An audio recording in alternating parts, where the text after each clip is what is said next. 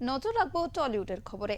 বাংলা চলচ্চিত্র প্রত্যাবর্তন দর্শকের বিপুল ভালোবাসা, প্রশংসা ও সমর্থনের সফলভাবে 60 দিনের গৌরবময় প্রদর্শনী সম্পূর্ণ করল।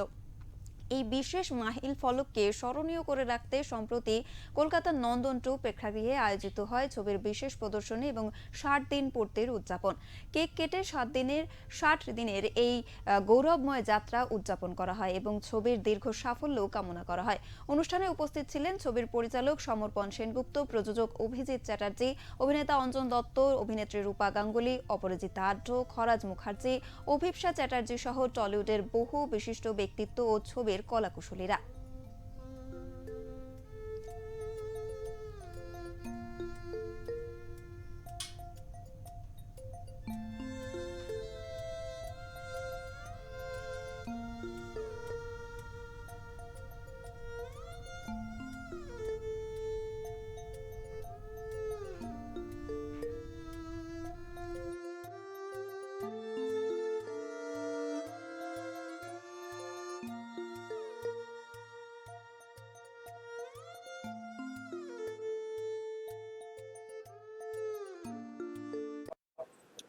আজকে আমাদের প্রত্যাবর্তন সিনেমাটার 60তম দিন পূর্ণ হয়েছে।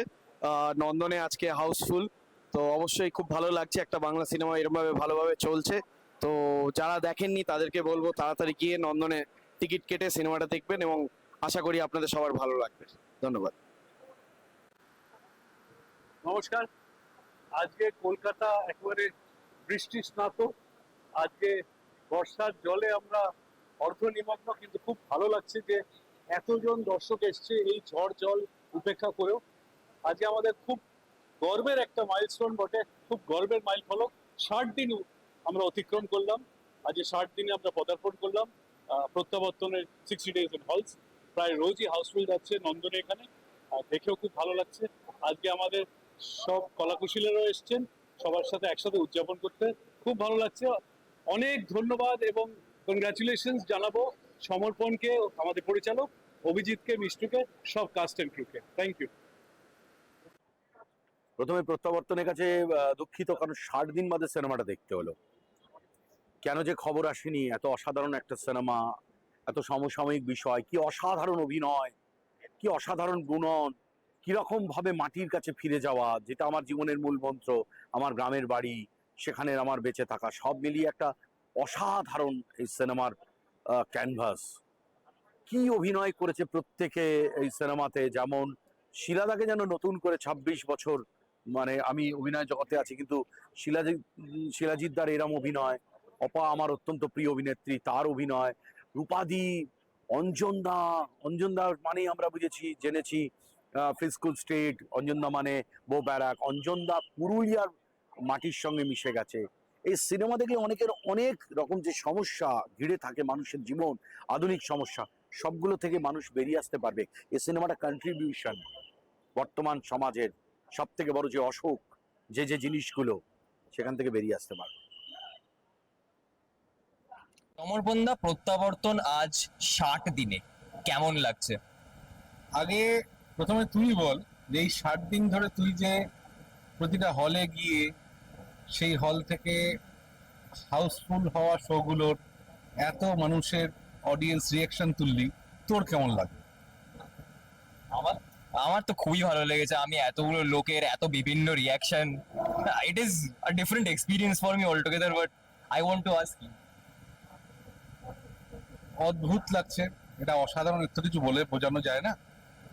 60 দিন মানে 2 মাস ধরে ছবিটা আমাদের দর্শকরা বয়ে নিয়ে চলেছেন এবং আমার ধারণা এটা আরো কিছুদিন হয়তো বয়ে চলবে।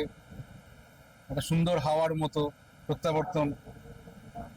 আমাদের হাউস, SADW, আমার প্রডিউসার কাম দাদা অভিজিৎ চ্যাটার্জি, আমরা সবাই, আমার প্রতিটা কলাকুশলী, প্রত্যেকের কাছে আমি অসংখ্য কৃতজ্ঞ এবং সেটা সারা জীবনের জন্য থেকে যাব।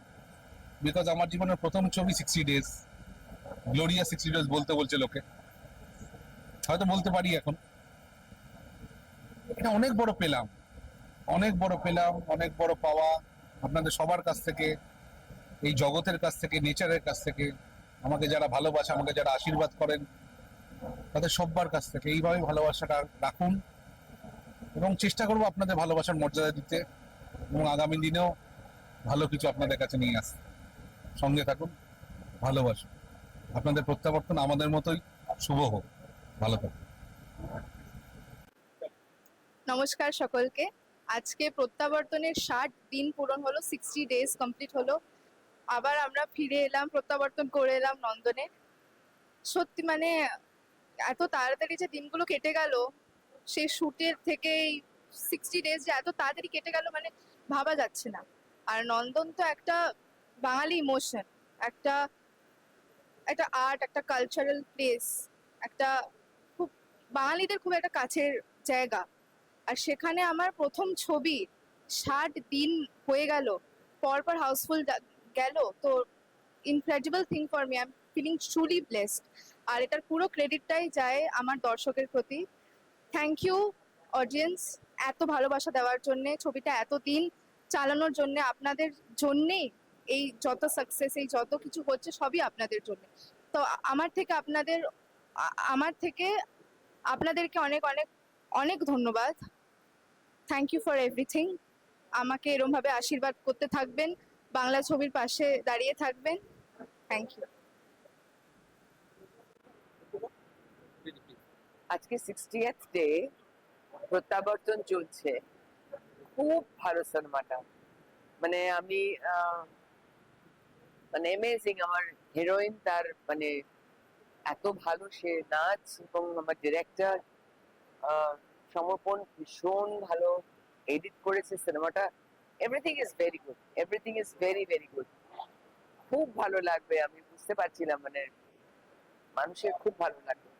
খুব টাচি, খুব কাছের সিনেমা।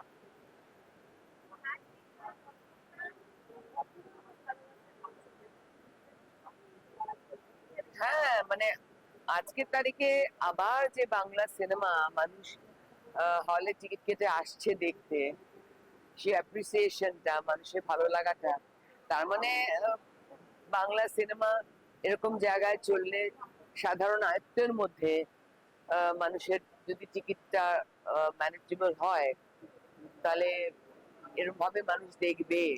তো বাংলা সিনেমা থেকে বাংলা দর্শক মুখ ঘুরিয়ে নেয়নি। আমাদের যে আরো অনেক বড় বড় অনেক টেলিভিশন মানে আর ফিল্মের থিয়েটার্স বানাতে হবে।